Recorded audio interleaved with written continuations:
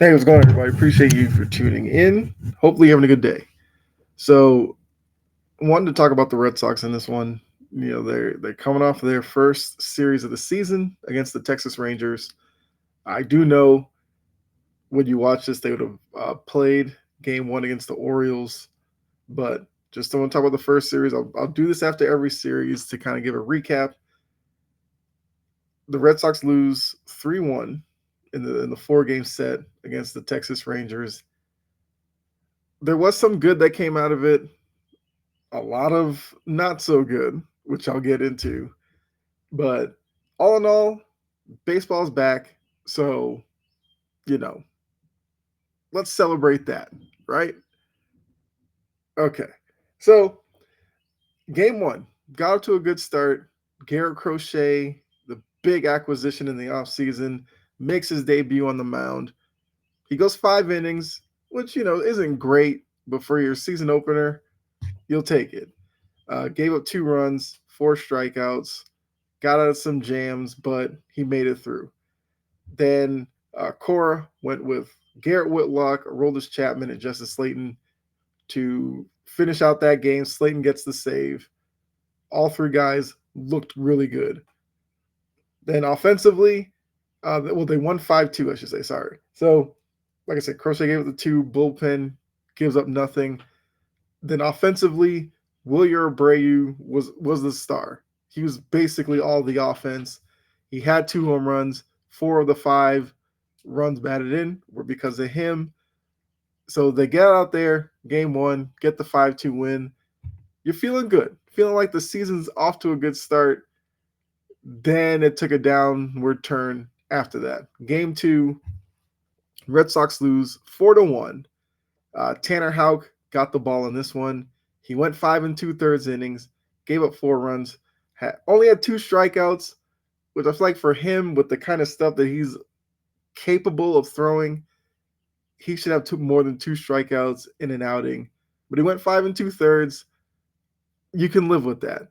I think between Crochet and Houck, you'd probably like to see them be 6 inning pitchers. But like I said, I feel like for pitching, I'm willing to give a bit of a pass first time through. This will be these guys' first time really kind of pitching out of anger in regular season games, no longer spring training. So, I'll give each of these guys a pass. Weissert and Bernardino. Bernardino's a guy that I've not necessarily liked his time in Boston, but he and Weissert went 2 and a third innings, didn't give up a run. So the bullpen solid again in game two, but the offense wasn't there. Biggest stat, 8 men left on base. So if you only score 1 run, you got to look back at the guys who were left on base, and obviously there wasn't enough timely hits to push more runs across. So they lose game two. Now game three, you get Walker Buehler, another offseason acquisition. Made the final out in the World Series, so he was on top of the world. Gets the first start in game three. He only goes 4 1/3 innings, gave up 4 runs, 3 strikeouts, and his start was real sketchy. He was having to kind of pitch around, men on base, some walks, control issues I thought were there. But like I said, starting pitching, I'm not going to go too crazy about first time around. But the bullpen, shining again. Corwin, Wilson, Kelly, and Weissert in this one. They went 3 2/3. Once again, did not give up any runs. So the bullpen on a heater so far. Game two, the offense left 8 men on base. Game three, they left 10. So they lose game three 4-3. Close game. You leave 10 guys on base. That's how you lose close games in baseball. So obviously through the first 3 games, well, game one, you get the win. Nobody cares. But 2 and 3, missed opportunities, untimely hitting. Well, timely hitting not being there led to those 2 losses. So now you come down to the series finale, game four, a chance for the Red Sox to kind of correct the issues from games two and three, earn the split, get out of Texas, head to Baltimore, feeling okay at 500. Didn't go so well. Now, Richard Fitz got the start. He went 6 strong innings, gave up 3 runs, had 4 strikeouts. Quality start, which that's like the bare minimum. 6 innings, 3 runs, quality start. So 1 out of 4 get one quality start from Richard Fitz. I'm pretty sure before the series started, he probably wouldn't have been your guess if one guy was going to get a quality start. You probably said Crochet, maybe Bueller, or Houck. Fitz would have been your last bet. But no, he went out there, pitched really well. Obviously deserves another turnaround in the rotation. But the bullpen as well. Wilson and Slayton, 2 shutout innings to relieve Fitz. So the bullpen does not give up a run all series. I should say Red Sox lost game 4, 3-2, because once again, the offense left 10 men on base. So for those 4 games to come out of it 1-3, they didn't get blown out necessarily in any game. The pitching, even though the starting pitching wasn't great, the bullpen, picked them up and gave them opportunities to win. The offense just couldn't pull through. Once again, not going to overreact. It's the first 4 games of the year. They're 1-3. Sure, you'd love to see them be 3-1, but it is what it is. Now, looking back on the series, I guess the 3 up, 3 down I will do for this one. 1, Christian Campbell. There's a lot of talk about him and his struggles at the plate during spring training, where he looked kind of overmatched at times. I guess he was just waiting for the regular season to get here, because he goes and hits 429 in the series, 6 for 14. Saw his first major league hit, which was like a little bleeder that hit out the base and he beat it out. And then he cranked a home run to left field, which showed the potential with him. Remember, he's a young guy. He's part of that trio of Marcelo Mayer, and why am I blanking on the third one? Roman Anthony. Christian Campbell got the first opportunity with the big league club. He took full advantage of it. He played second base and he played left field during the series. And in left field, almost came up with a web gem on a ball that was just laced by Adolis Garcia, I believe. Campbell, ranging to his left, dove for it, went all out, had it in his glove, hit the turf, and it just trickled out. So, he made contributions at the plate and in the field, and he looked comfortable. So that's encouraging. Secondly, had to give it to Willie Abreu. Willie Abreu had a tough spring training where he was sick, lost some weight. I think there were some questions about whether he might be ready or whatever. Well, 2 home runs, 6 RBIs over the 4-game set.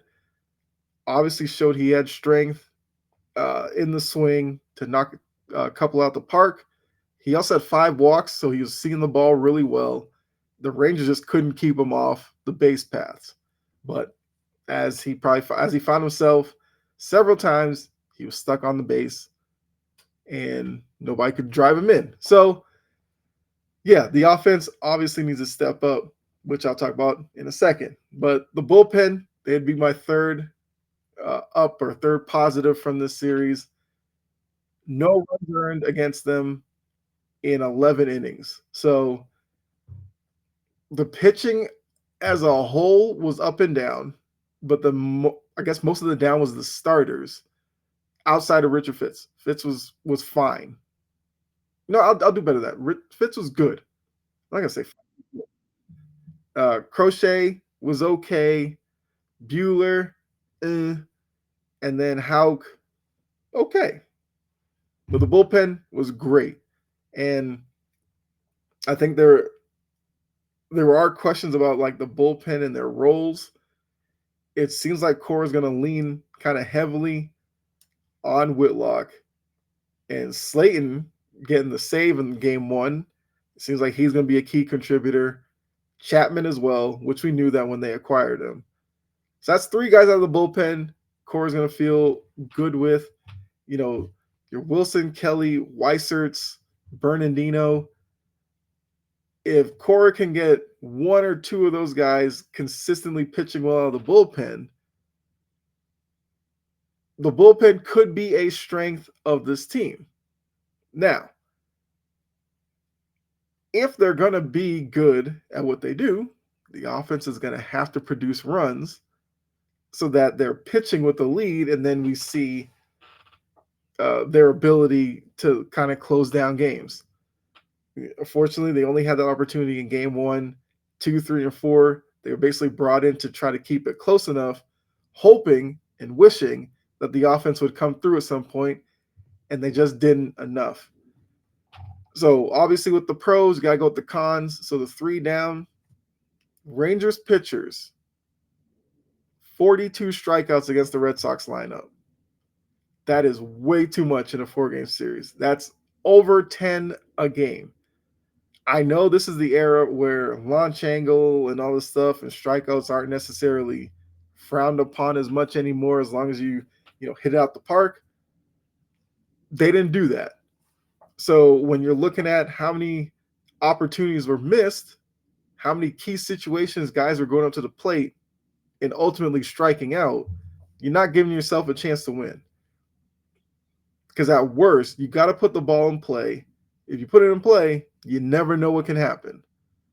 Maybe you get a bleeder through the infield, you get a bloop single, or maybe a defender gets a bad route on the ball or something like that. You never know. But if you don't put the ball in play, your only option is put the bat on your shoulder, walk into the dugout, and then hope the next guy can do something. So that's something that they're going to need to clean up. The strikeouts. Got to get the bat on the ball. Second one, which kind of goes with that. 32 men left on base over the 4-game set, average of 8 left on base a game. That's not going to get it done either. And a lot of those were because of the strikeouts. Other times it was they, a pop-up or something like that. So that's something else that's going to have to be cleaned up. And look, with these cons, am I worrying or panicking? No. First, look, they went through this series. By the time you see this, they would have played game 1 against the Orioles. So you're still looking at 157 of these games left. Still plenty of time to turn this around, especially for a couple of people who I will talk about before I get out of here. Third one, this one might be the worst of it. They were 4 for 35 with runners or scoring position in the 3 losses. They were 2 for 6 in game 1, 4 for 35 in games 2, 3, and 4. Once again, speaking to the missed opportunities for guys at the plate. Because, look, I'm going to be honest with you, and you can tell me if you disagree in the comments. When you look at this Red Sox team, and this lineup especially, if your pitching is going to give up 2 runs, which they did win that game, but gave up 4, 4, and 3, the Red Sox should be winning more than 1 game out of 4 if that's what the pitching is going to give you. And granted, the starters will have to go deeper into games, otherwise the same bullpen guys that I'm touting for them going scoreless in this series will get burnt out quicker if they're having to go out there and cover 3-4 innings a game. So Fitz went 6 innings. He's exempt from this. Buehler's got to give you more than 4 1/3. Houck with 5 2/3 you can live with. Crochet's got to give you more than 5 if he's going to be the ace of your staff. So, that would be my only hang up with the pitching. The starters have to go a little bit deeper. That way we can kind of preserve this bullpen if it is going to become a strength of the team. Now, the runners in scoring position, that boils down to also some guys within the lineup. Costas had a rough Well, actually, everybody outside of Christian Campbell and William Abreu got to step their game up. I know Rafi Devers is getting a lot of the attention, which he deserves, right? You can't go over and basically 80% of your plate appearances are turning into strikeouts. That's not the Rafi Devers that we know. That's not the Rafi Devers that's getting paid like the Red Sox are paying him. So clearly, with him, not playing in a lot of spring training, also with the mental um, hang up about being pulled from third base and being the DH, which Alex Cora said he's going to be the DH. Even if Bregman has a day off or misses time, Devers is the DH. So Devers now has to figure out how does he, I guess, change his approach for when he goes up there to bat. If he strikes out or whatever, he now has to sit on the bench in the dugout until his next at bat. He doesn't get to go run out in the field and keep warm and stay active. Like he has to figure out how David Ortiz could do it and do it so well. Whether that's looking at the iPad or something between at bats and doing that. I feel like don't a lot of these stadiums have like the batting cage down the tunnel? Like go do that, like something to try to get into a routine. I mean, if you haven't seen the image, there was the image of what was it Veritek talking to Devers. Like obviously these guys in the team want Devers to do well. So maybe Devers needs to have another talk with David Ortiz or something like that. He's got to figure this out. I don't want to see him just go up there and be just a guaranteed strikeout. Because all the pressure he's putting on himself now with each at bat he goes up there and doesn't get a hit is just going to continue to mount on him. And I do think once he gets his first hit, it'll probably open the floodgates and we'll see the Devers that we've seen before. So that needs to happen. But yeah, Story, all these other guys that are going to be important to this lineup have got to get it going. Like I said, they lose the series 3-1 against the Rangers. They got upcoming set against the Orioles. I'm not panicking at all. Not panicked at all. Opening series, it is what it is. I would like to focus more on the Christian Campbell part and the William Abreu and the bullpen. I think those are encouraging. The cons they can work out, hopefully. Otherwise, it'll be a long season. But yeah, let me know what you thought about the opening series against the Rangers. What do you feel about the Rafi Devers situation? Like, what do you think is wrong with him? Like I said, I think it's him still adjusting to being a DH. Plus, he's probably out of shape. Had the offseason, didn't play much in spring training. His debut kept getting pushed back, so it's probably a conditioning thing as well. We'll see how long that takes. Like maybe he has a slow first month, and then he really gets going once, get into May or whatever. So we'll see. We'll see how long this drought lasts with him. And maybe once he starts going, these other guys will start going as well. But shout out to Christian Campbell. Love seeing what he's doing right now. So that's all I got for you. Like I said, at the end of each series, I'm going to try to do like a little recap for you. And we'll see. Hopefully the Orioles recap video is a little bit more positive. We'll see. Because I can tell you, they lost game 1. And Devers is still struggling at the plate. But it is what it is, right? And I know there's probably going to be a couple of comments. Maybe the running joke would be get Devers one of these torpedo bats and let's see what happens. Like, let's see how that torpedo bat trend continues over the next couple of weeks. If some guys still become the bad hitters that they are. But they're going to be everywhere in a couple of weeks. So just got to get used to them until baseball probably bans it next season. I don't know. Who knows? But appreciate you for tuning in. I really do. Thanks for clicking on the episode. Make sure you check out the other content on the channel. If you are into gaming, MLB The Show 25 will be coming on the channel very soon. So make sure you jump in one of those lives when I'm live.